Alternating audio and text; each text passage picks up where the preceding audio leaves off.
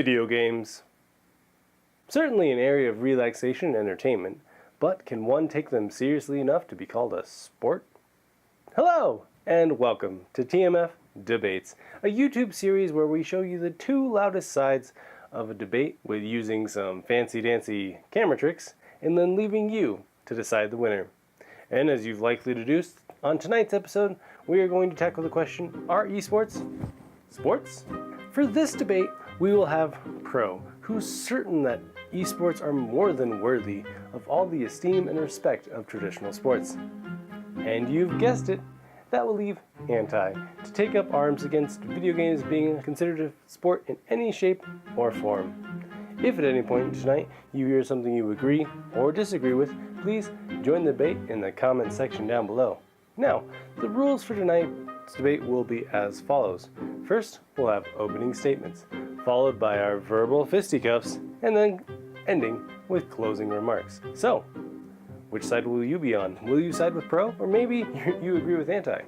But don't make up your mind just yet. And if you already have an opinion on this debate, let's go ahead and see if we can change your mind. Now, let's get into it. Following the rotation of the last two debates, Pro, I believe it's your turn to go first. What are your opening remarks? Oh, thank you, moderator. I want to be clear that this is a debate that was started and permeated by those on the anti. We understand that we're different. But not only different, we're superior. With traditional sports, when you break down away all the esteem and money and stadiums, you're left with just a game. A game with very simple rules. So basic, in fact, that it bores many people like me, and we're forced to turn it off.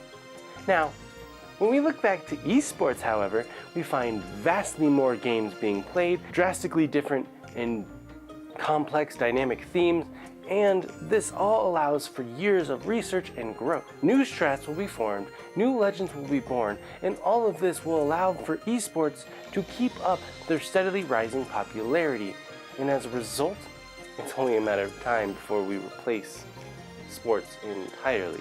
Maybe that's why Anti keeps pushing the narrative that esports aren't sports. They know their days are numbered, and their last-ditch effort is to delegitimize their successors. Well, before I can let the two of you duke it out, Anti, what are your opening statements? Thank you, moderator. The biggest traditional sports such as football, rugby, tennis, basketball, all of these have been around for literally centuries. Our species has evolved alongside of sports because all one needs to play them is a ball, a little bit of equipment, and general knowledge. That is the beauty of a sport. Due to its simplistic nature, it is capable of bringing together communities on game day. When you take a sport to professional level, it is no longer fit for just family and friends. For athletes train day in and day out to ensure that once they take the field, they can get a win for the home team. Literally playing on the field, these athletes are putting their lives and livelihoods on the line. Esports lacks these stakes, for the training and to become a gamer is subpar by comparison. It has been said that you need to work out not only just your mind, but your body as well. And athletes have practiced this to perfection, but gamers only focus on one area, allowing their bodies to degrade and gain weight over time.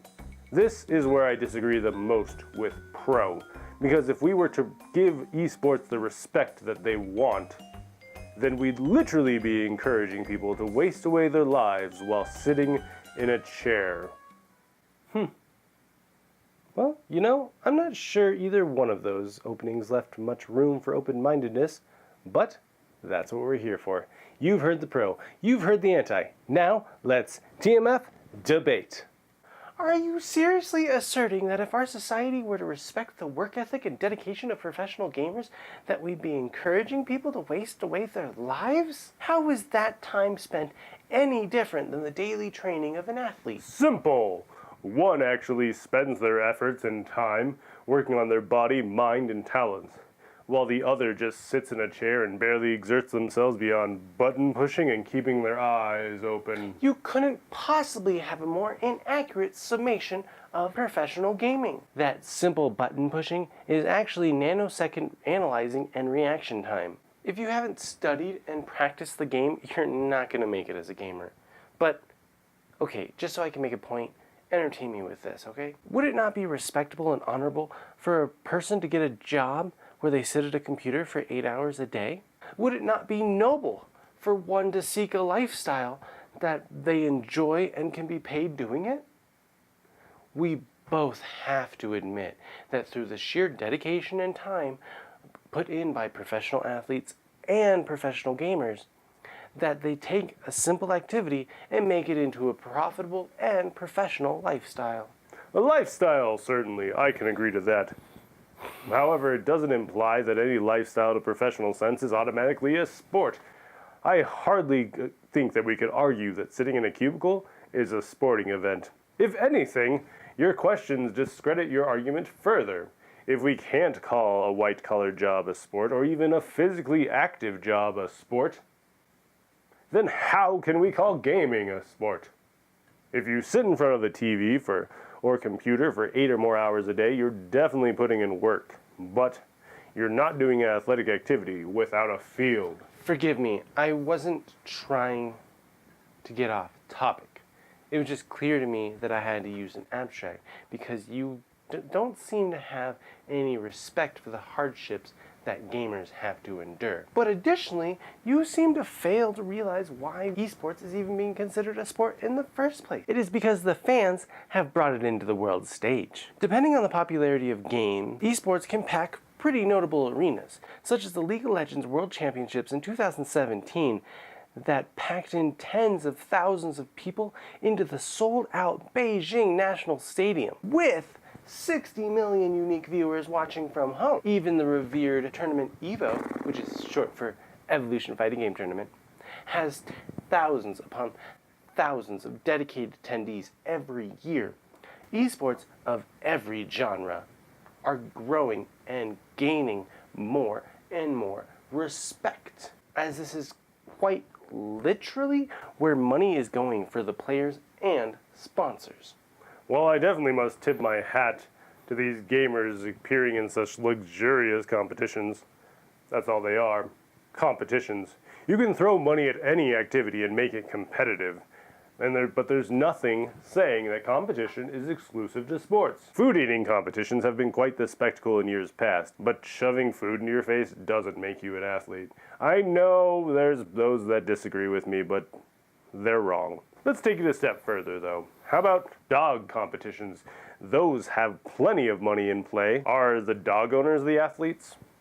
I guess you could make an argument that the dogs are the actual athletes, and that would make more sense to me than calling a gamer as such.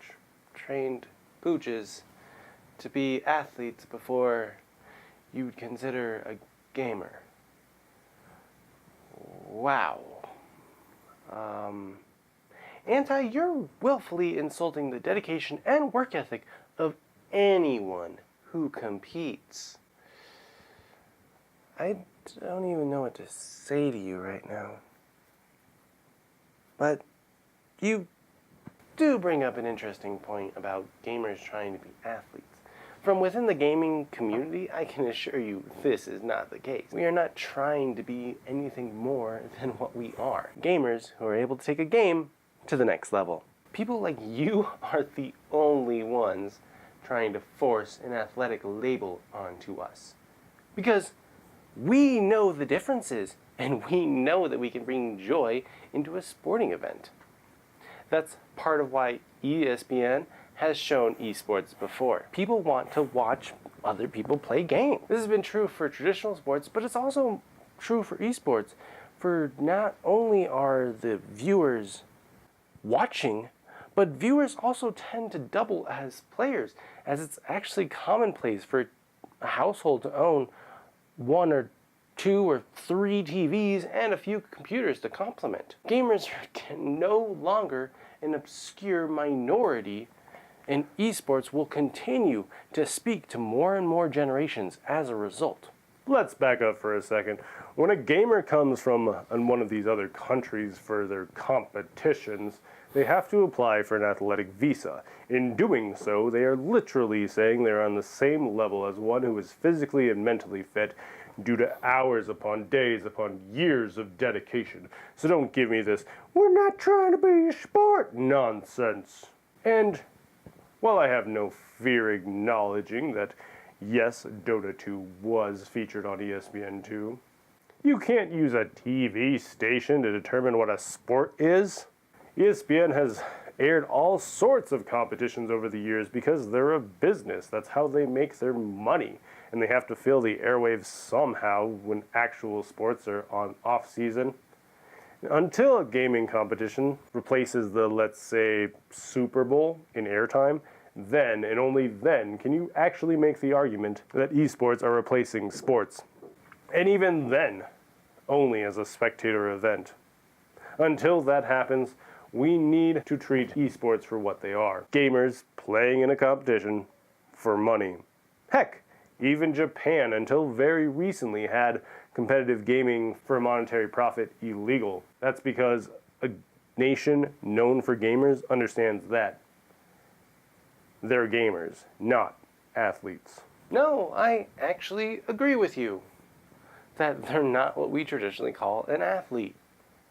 But they have as good, if not better, work ethic and dedication than a traditional athlete. And they only have to keep applying for athletic visas because our laws haven't advanced as fast as our society has. And our society will continue to advance and evolve a lot faster than certain people's acceptance of many issues. And you can either get with the times or be left behind. Now, sports are a well-established medium, but they are not eternal. They have changed in rules, gear, arena, and it's almost got to the point where we have to accept that they're physically dangerous and stagnant. So, what now? We have to look to the future of sports. We have to look to the future of spectators on the couch. We have to look to the future extraordinary talent to cheer on, and that can all be found in esports. Whoa, let's stop the debate right there before you guys get back into some more circular reasoning. Now, I don't want to bore our viewers, so let's wrap this debate up. Per TMF debate rules, the one who starts first can't close first. So, Anti, you're up. What are your closing remarks? While the definition for sports does include competition and for being for entertainment, it also includes this little tiny caveat of physical exertion. I may be a tad radical in saying this, but I don't even think chess should be considered a sport, despite the Olympics recognition. For something to be called a sport, we must agree that the game being played has to be physically demanding. If we allow for lenient definitions of physical exertion, we could call anything a sport. Heck, I had to physically exert my fingers on the keyboard to write this closing, and I doubt anyone's going to consider writing a sport anytime soon. Even if competitive writing does become popular someday, we would hit the same brick wall that we are with esports. It is more mentally taxing than it is physically demanding. We mustn't ever allow esports into the realm of real sports, because if we do, then we're going to open up a slippery slope to allow for such things as competitive eating, competitive dog shows, and competitive beauty pageants to all be called a sport. Contrary to what Pro thinks, a sport is more than just something you watch on an afternoon. They evoke grand emotions. They unite friends, foes, and entire communities. And most importantly, they are here to stay. Fitting summary, Anti. And now, Pro. What are your closing remarks? It doesn't matter how much doomsday speech Anti keeps spewing. It won't change the future from coming true. From viewership to sponsorship, esports have very important people paying attention to them right now. And it makes sense. The world moves where profit is to be made, and that has never before been more true about video games since the accessibility to play them is at an all-time high. We must accept and embrace the digital future of the athletic world. Games such as FIFA, NBA 2K, Madden, and many other sporting games allow for the average person to play the games that anti-idolizes at a professional level, while games such as Street Fighter, League of Legends, and Counter-Strike enable people to be people that they could never physically become. And in some cases, they allow us to experience different worlds and become the gods. We as a society may never truly allow traditional sports to fade, but we must embrace the future, and that is esports. Thank you for that, pro. And now, there you have it, my friends. You've heard the pro, you've heard the anti, and now you have enough information to join the debate on our esports sports. Here at TMF Debates, we strive to start the conversation. So if you do nothing else, please join the debate in the comment section down below, and I hope to see you there. Now, let's wrap this episode up. Please hit that notification bell to make sure you're back here in 2 weeks to help us conclude with part 2 using a TMF middle ground. And if you're watching this past that initial 2-week upload date, just go ahead and click or tap right there to watch it now. If you like what I do on this channel, please consider checking out the description box for easy to follow me links. Thank you very much for spending your time with me. And as always, this has been TMF. And I hope you have a wonderful rest of the time in whatever zone you find yourself. Doodles!